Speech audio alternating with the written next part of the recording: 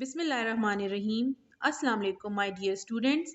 Hope you are enjoying your holidays. My dear students, welcome to the online classes. First of all, I want to give you a general introduction about the classes. In these online classes, we will continue the work according to the syllabus of your class. यानी जो जो काम हमने class में किया है उसे हम कंटिन्यू करेंगे। अपनी बुक को अपने साथ रखें और गौर से लेक्चर को सुनें। रिटन काम स्कूल में चेक किया जाएगा। So student listen to the videos carefully and pay proper attention to the lecture. It will include the reading of the chapter and the written work done will also be shown. अब syllabus में हमने जितना काम अब तक classes में किया है उसी को हम कंटिन्यू करेंगे। इसके साथ ग्रामर पोर्शन जो है उसमें भी जो जो काम हमारा रह गया है आप सबके पास सिलेबस मौजूद हैं, उसी में से हम आगे इस काम को स्टार्ट करेंगे। So students, please open the book during the lecture according to the page which will be mentioned by the teacher and write down important points of the lecture. Today's our lecture is about the poem Break, Break, Break. It is written by the poet Alfred Lord Tennyson. First of all मैं आपको Alfred Lord Tennyson के बारे में थोड़ा सा background बताना चाहती हूँ। This poem was written by Alfred Lord Tennyson. Tennyson was appointed poet laureate of the England in 1850। यानी ये जो थे ये वहाँ की जो रॉयल पोइट्स थे जो कि शाही ख़ानदान में पोइट्री करते हैं, ये उनका हिस्सा थे। उन्होंने आज तक बहुत सारी पोएम्स लिखी। He wrote many poems during his life time. This poem is difficult to understand if you don't know who was it poet referring to. अब सबसे पहले हम कहेंगे इस पोएम के पीछे बैकग्राउंड क्या है। तो बैकग्राउंड ये था कि ये पोएट जब लिखी गई ये तो इसमें एल्फ्रेड लॉर्ड टेनिसन के एक फ्रेंड थे, उनका नाम था A.H. हेलम। तो वो बहुत यंग एज में उनकी डेथ हो गई थी। जब उनकी डेथ हो गई तो टेनिसन बहुत ज़्यादा उनके पीछे खफा थे। He wrote a long poem called the in memoriam which he showed how dearly he loved his friend and how much he missed him. तो उस पोएम में उन्होंने बताया कि उनको अपने अपने इस फ्रेंड से कितनी मोहब्बत थी और अब वो जो इस दुनिया से चले गए हैं तो उसके पीछे वो कितने उदास हैं। Break break break was written with friend his in mind. यानी उनके दिमाग में उस टाइम पे अपना वही फ्रेंड A.H. हेलम थे जब उन्होंने ये पोएम लिखी। तो अब स्टूडेंट्स हम इसको स्टार्ट करते हैं। सबसे पहले ब्रेक ब्रेक ब्रेक इसका मतलब है कि टूट जाना। अब टूट जाना, बिखर जाना, किस चीज़ का? ये सारा बैकग्राउंड जो है आप इस पिक्चर में भी आपको शो किया गया है कि एक बोट है और इस बोट में जो है ये समंदर में मूव कर रही है। तो उसमें जिस तरह की वहाँ पे उसके पोएट ने ऑब्जर्वेशंस की थी उस सारे के बारे में हमें बताया गया है। अब सबसे पहले break break break on thy cold grey stones, O sea, and I would that my tongue could utter the thoughts that arise in me। तो सबसे पहले यहाँ पे शायर जो है वो कहता है कि ब्रेक का क्या मतलब होता है? ब्रेक का मतलब होता है टूटना। यानी क्या टूट रहा है यहाँ पे? On thy cold grey stones. अब जब आपने समंदर को कभी ऑब्जर्व किया हो तो वहाँ पे आपने देखा होगा कि वहाँ पे बहुत सारे पत्थर होते हैं। पत्थर जो होते हैं वो पानी जब उनके साथ टकराता है तो आहिस्ता आहिस्ता उनका कलर चेंज होता जाता है और वो ग्रे कलर के हो जाते हैं। तो ये यहाँ पे कहते हैं कि जब समंदर की लहरें आके टकराती हैं तो क्या होता है? On thy cold grey stones O sea. यानी समंदर को कहता है कि जब तुम्हारे पत्थरों के साथ लहरें टकराती हैं और टकरा के टूट जाती हैं। And I would that my tongue could utter the thoughts that arise in me. तो उस टाइम पे मैं अपने दिल में और अपनी ज़ुबान में जो है, अटर का क्या मतलब होता है? स्पीक यानी बोलना। तो क्या कहते हैं कि मेरी ज़ुबान उस वक्त जो है जो जो मेरे ख़याल आ रहे होते हैं मेरे माइंड में वो सब जो हैं वो मेरे दिमाग में आते हैं और मेरी ज़ुबान वो बोलती है। O well for the fisherman boy that he shouts with his sister at play. Oh well for the sailor lad that he sing in his boat on the bay। तो अब यहाँ पे आप ये देख रहे हैं स्टूडेंट्स कि यहाँ पे बॉय और प्ले, ये दोनों राइमिंग वर्ड्स हैं। इसी तरह लैड एंड बे, ये दोनों भी राइमिंग वर्ड्स हैं। तो यहाँ पे इन्होंने राइमिंग स्कीम यूज़ की हुई है। तो ये इसमें अब कहता है कि इसको जब इसने देखा कि वहाँ पे समंदर में वहाँ पे उसने एक किनारे पे एक मछेरे को देखा। फिशरमैन किसको कहते हैं? जो मछलियाँ पकड़ता है, यानी मछेरा। तो उसके बॉय को देखा, वो क्या कर रहा था? That he shouts with his sister at play. तो वो बच्चा जो था अपनी बहन के साथ वहाँ पे खेल रहा था। O well for the sailor lead.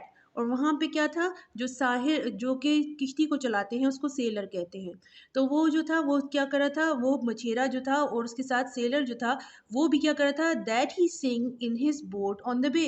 तो वो जो था अपनी कश्ती में गाना गा रहा था और वो जो था वो किश्ती को चला रहा था। सेलर का क्या मतलब होता है? जो कि कश्ती को चलाता है। And that stately ships go on to their haven under this hill. But oh, for the touch of a vanished hand and the sound of voice that still. तो अब यहाँ पे शायर आगे क्या बोलता है इस थर्ड स्टैंजा में कि जब शिप जो है वो इसी तरह पानी में आगे समंदर में बढ़ती जा रही है, to the haven under the hill, तो वो वहाँ पे क्या करती है? A place of rest and safety. Haven किसको कहते हैं? वो जगह जहाँ पे आप आराम करते हैं। तो ये आहिस्ता आहिस्ता पानी में ये गुजरते गुजरते एक हिल यानी एक पहाड़ के नीचे आके वो वहाँ पे रुक जाएगी। But O for the touch of vanished hand. Vanished hand का क्या मतलब है? जो कि अब डिसअपियर हो जाता है, जो अभी नहीं मौजूद। तो इसने किसके हाथ के बारे में बात की है? इसने अपने उसी फ्रेंड के हाथ के बारे में बात की है, helm's hand. Vanished hand probably helm's hand. Helm कौन था? वो जो उसका फ्रेंड जिसकी डेथ हो गई थी। तो उसने ये बताया कि ये जो हम हैं वैनिश हैंड जो है, मैंने उसे ऐसा फ़ील किया कि जिस तरह से मेरे दोस्त का हाथ मेरे हाथ में था और मैं उसको महसूस कर सकता था। लेकिन अब मैं ऐसा कभी भी फ़ील नहीं करूँगा क्योंकि मेरा फ्रेंड अब इस दुनिया से जा चुका है। And the sound of a voice that still.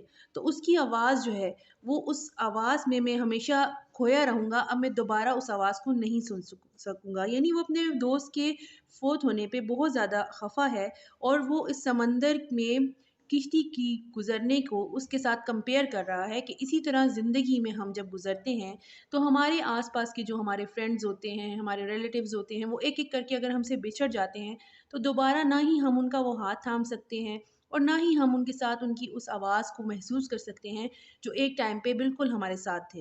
तो यहाँ पे डीपली जो ये हमारा पोएट है ये अपनी इस फीलिंग्स को शेयर कर रहा है और उसको कंपेयर कर रहा है समंदर से। ठीक है?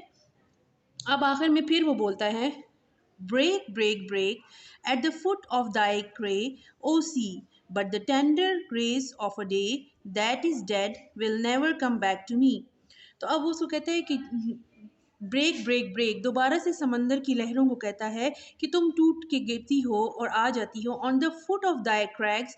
दाई का मतलब होता है, ये पुरानी इंग्लिश है, इसमें दाई और दाई जो इसका अक्सर मकसद होता है, इसका मतलब होता है द, तुम।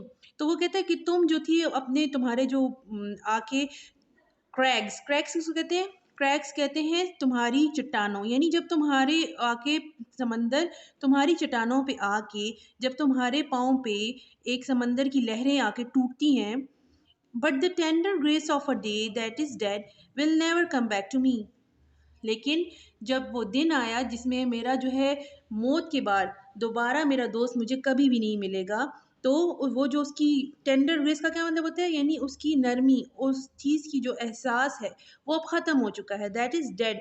यानी कि डेथ जो है वो मौत की जब आप आती है जब भी किसी इंसान को, तो उसके बाद उसकी ज़िंदगी की हर चीज़, हर हकीकत ख़त्म हो जाती है। उसकी ज़िंदगी की हर फीलिंग वहीं पे रुक जाती है, सब कुछ ख़त्म हो जाता है। तो यहाँ पे शायर ये बताता है कि जिस तरह समंदर की लहरें टूट के आके साहिल से टकराती हैं और उसके बाद सब कुछ ख़त्म हो जाता है, वो टूट जाती हैं, बिखर जाती हैं, इसी तरह इंसान भी इस दुनिया में जब आता है तो आखिर में उसकी ज़िंदगी जब ख़त्म होती है तो सब कुछ बिखर जाता है। तो ये एल्फ्रेड लॉर्ड टेनिसन की पोइम थी। लॉर्ड मीन्स कि ये लॉर्ड इसलिए यहाँ पे मेंशन किया गया है क्योंकि ये वहाँ पे शाही ख़ानदान में ये पोइट्री करते थे और बहुत ज़्यादा ये जो थे उधर फेमस थे। तो इन्होंने अपने दोस्त की इस मौत के दुख को महसूस करते हुए ये पोएम लिखी थी, break break break. So please students, आप इसमें जो जो वर्ड्स आपको अगर मुश्किल लगते हैं आप उसको अंडरलाइन करें और डिक्शनरी से उसका मतलब ढूंढें। और बाकी जो ये वर्ड्स हैं ये सारे इधर मेंशन हैं आपके पास। ये जैसे क्रैग, क्रैग का मतलब होता है स्टीप रॉक। हेवन, हेवन का मतलब है a place for rest and safety, यानी वो जगह जहाँ पे आप आराम से सुकून से रह सकें। ओ वेल फॉर का मतलब है इट्स ऑल राइट फॉर, यानी कि ये ठीक है, बिल्कुल इसी तरह ही होना चाहिए। अटर का मतलब होता है बोलना, यानी speak. Vanished hand, vanished hand किस चीज़ की है? Probably helm's hand. हेलम कौन था? उसका फ्रेंड था जिसकी मौत के ऊपर शायर ने ये सारी पोएम लिखी। So students, I hope you have fully understand the entire poem and I can, inshallah, next session I will show you about the question and answers of this poem, so you will be able to answer the questions. So best of luck for the next of your sessions, and I hope you have fully understand what I have said. Thank you guys.